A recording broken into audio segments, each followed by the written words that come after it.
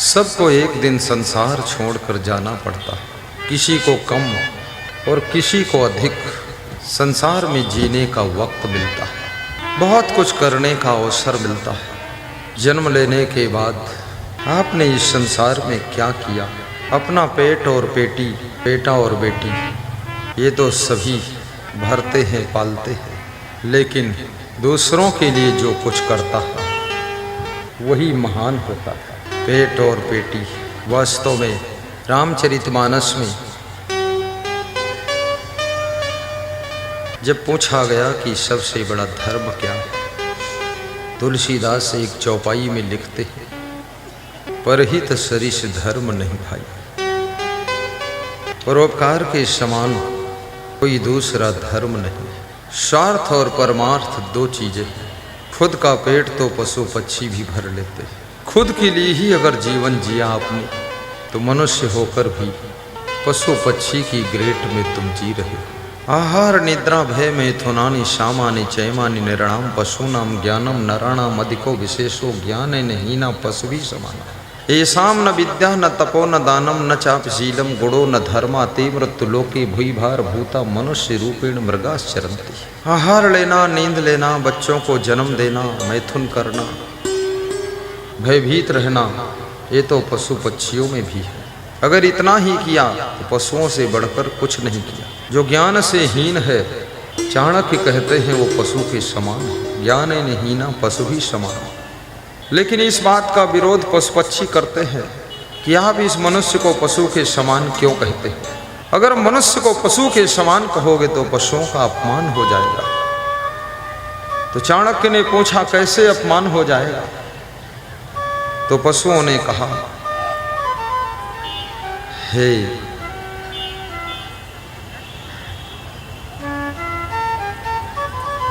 चाणक्य देव, मनुष्य जितना बिगड़ जाता है पशु उतना कहाँ बिगड़ते। कोई पशु न शराब पीता है, कितने मनुष्य शराब पीते हैं। इसको तुम पशु के बराबर कैसे बिठा सकते हो। पशु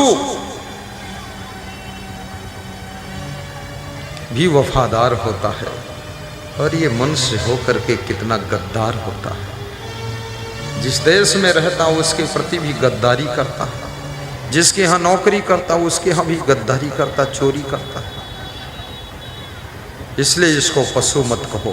बोले तो क्या कहूँ, तो पशुओं ने कहा कुछ भी कहो लेकिन मेरा नाम मत लो इसके साथ। इस दुष्ट के साथ मेरा अपमान हो जाता है। ये बीड़ी सिगरेट पीता है, पान तमाकू खाता है, हम लोग कहाँ ये कुछ खाते पीते हैं। पशुओं ने भी विरोध किया कि मनुष्य को मैं अपनी लाइन में बैठने नहीं दूंगा, क्योंकि ये इतना नालायक प्राणी है, ये मेरे साथ बैठ जाएगा तो मेरा भी ग्राफ गिर जाएगा, इसलिए इसको अलग बिठाओ। चाणक्य कहते हैं, शाम न विद्या न तपो न दानम न चापशीलम गुणो न धर्म। जिसके पास विद्या नहीं है, कोई कला नहीं है, कोई गुण नहीं है, और दान करने का भाव नहीं है, जो दान करता नहीं, दानम येषाम न विद्या तपो न दानम। जिसके पास में तपस्या भी नहीं। और सबसे बड़ा तप क्या है, शांतुल्यम तपो नास्ति न संतोषात् परम सुखम न तृष्णाया परो व्याधि न च धर्मोदया समा। शांति से बड़ा कोई तप नहीं। शांति का मतलब क्या, प्रसन्नता।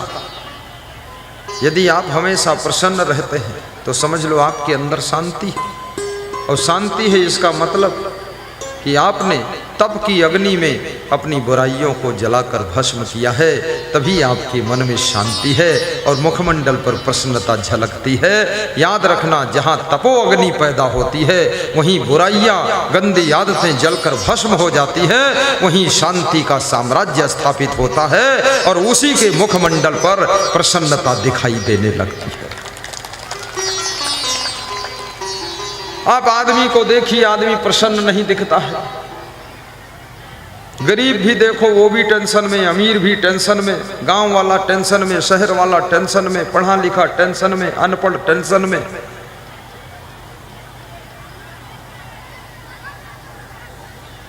30 साल की उम्र में ही बूढ़े जैसे दिख रहे हैं। कानपुर में पेट्रोल पंप पर गाड़ी रोका मैंने 5 साल पहले, तो एक आदमी मेरी गाड़ी में तेल डाल रहा था, तो मैंने उससे पूछा कि तुम तेल डाल रहे हो, तुम्हारी उम्र क्या है? बोला उम्र तो गुरुदेव 30 साल है। तो हमने कहा 60 साल के दिख रहे हो बुढ़े जैसे। बोले दिख क्या रहा हूँ, बुढ़ा हो ही गया हूँ। तो हमने कहा 30 साल में कैसे बुढ़ा हो गए? बोले विशेष डेवलपमेंट चल रहा था, कम उम्र में ही बुढ़ापा आ गया। तो उसने कहा जितने कर्म जगत में हीने वो सब हमने किने, बुढ़ापा आ गया। जितना ज्यादा इस शरीर से भोग विलास करोगे बहुत जल्दी बूढ़े हो जाओगे। इस शरीर में जितना ज्यादा नशा धूम्रपान करोगे ये बुढ़ापा जल्दी आ जाएगा। जितना ज्यादा चिंता टेंशन करोगे बहुत जल्दी बूढ़े दिखने लग जाओगे। और गहरी नींद नहीं सोओगे बहुत जल्दी बुढ़ापा तुम पर आ जाएगा। और 5 किलोमीटर से ज्यादा पैदल चलोगे बुढ़ापा जल्दी आ जाएगा। बस ज्यादा से ज्यादा 5-6 किलोमीटर ही पैदल चलना चाहिए और बाकी वाहन से चलना चाहिए। ये नहीं दिन भर किसी ने बता दिया पैदल चलने से फायदा है तो दिन भर चल रहे हो, अरे बहुत खतरनाक, बहुत जल्दी बुढ़ापा आएगा। चिंता करने से जल्दी बुढ़ापा आता है। और असमंजस में रहने से भी बुढ़ापा जल्दी आता है।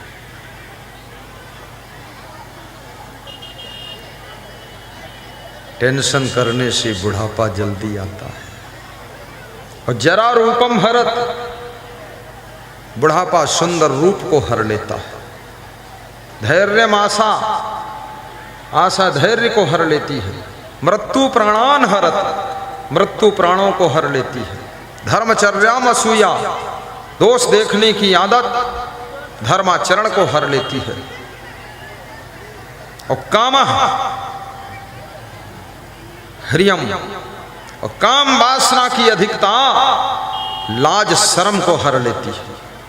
निर्लज्ज हो जाओगे, बेशर्म हो जाओगे, काम वासना ज्यादा बढ़ेगी। जब न जाने कौन लड़की लेकर भागोगे, कोई लड़के के साथ भागोगे, यही करोगे लफड़ा तो। कामा ह्रियम और क्रोधा स्त्रियम, और अधिक क्रोध करने से लक्ष्मी हर जाती है। क्रोधी के घर लक्ष्मी नहीं रह सकती। यदि तुम चाहते हो कि मैं धनवान बनूं तो कृपया क्रोध को काबू कीजिए। यदि चाहते हो मान सम्मान से जिंदगी जीऊं तो काम वासना को काबू कीजिए।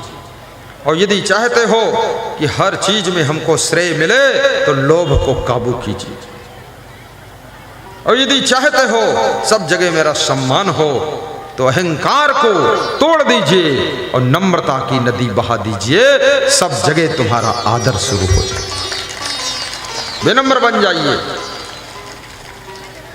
शीलम अनार्य सेवा, अनाड़ी व्यक्ति की, अज्ञानी की सेवा करने से शील गुण हर जाता है, नष्ट हो जाता है।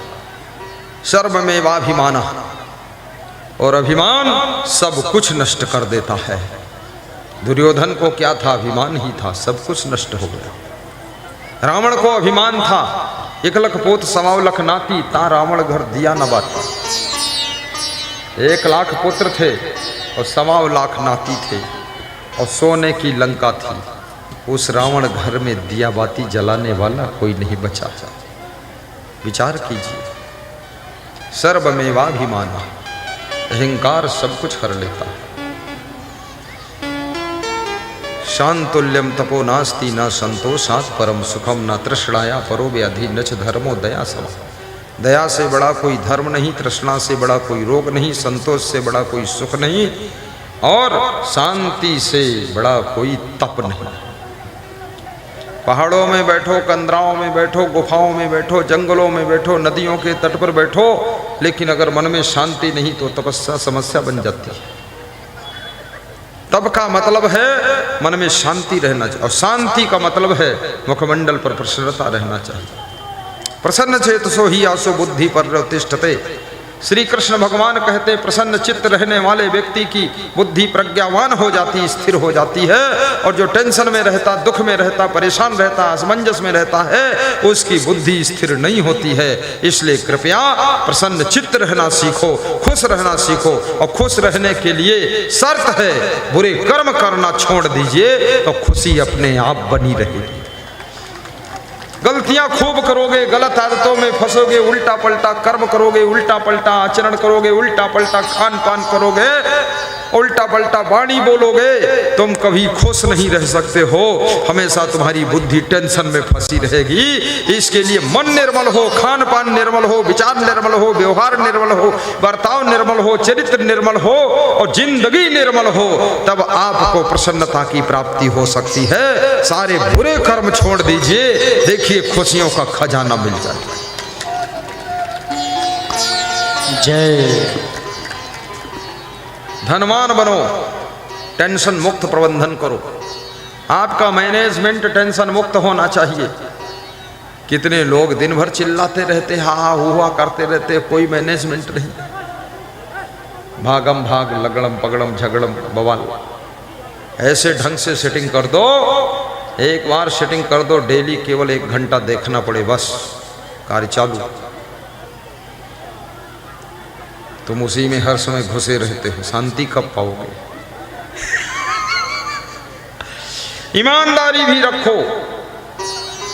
छल कपट करने वाला व्यक्ति कभी टेंशन से मुक्त नहीं होता, और झूठ बोलने वाला व्यक्ति भी टेंशन से मुक्त नहीं होता है, क्योंकि जब झूठ खुलने लग जाता है तो उसकी टेंशन बढ़ने लग जाती है। इसलिए सच भी बोलना सीखो। कम बोलो, सच बोलो, क्या जरूरत ज्यादा बोलने की।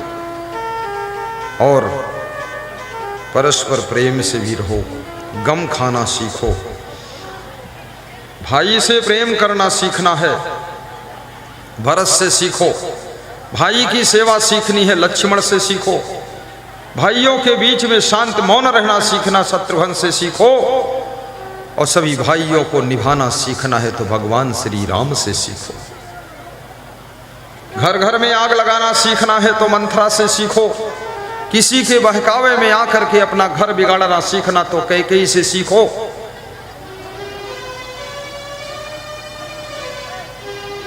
अहंकार करके सब बर्बाद करना सीखना है तो रावण और दुर्योधन से सीखो।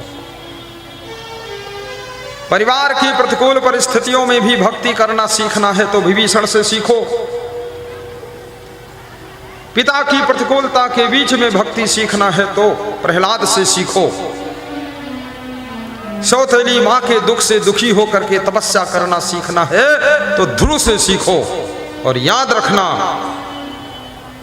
वैराग्य करना सीखना है तो राजा भर्तृहरि से भी सीखो, राजा भर्तृहरि से भी सीखो। सारी सृष्टि सिखा रही है, सीखने वालों की कमी है। माता पिता की सेवा करना सीखना है तो श्रवण कुमार से सीखो।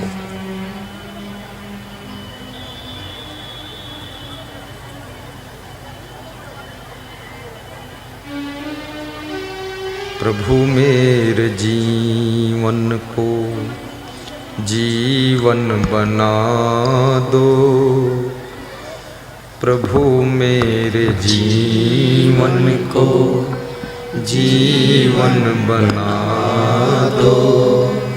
जगत जाल के मन से झगड़े मिटा दो, जगत जाल के मन से झगड़े मिटा दो। प्रभु मेरे जीवन को जीवन बना दो, प्रभु मेरे जीवन को जीवन बना दो। जगत जाल के मन से झगड़े मिटा दो, जगत जाल के मन से झगड़े मिटा दो।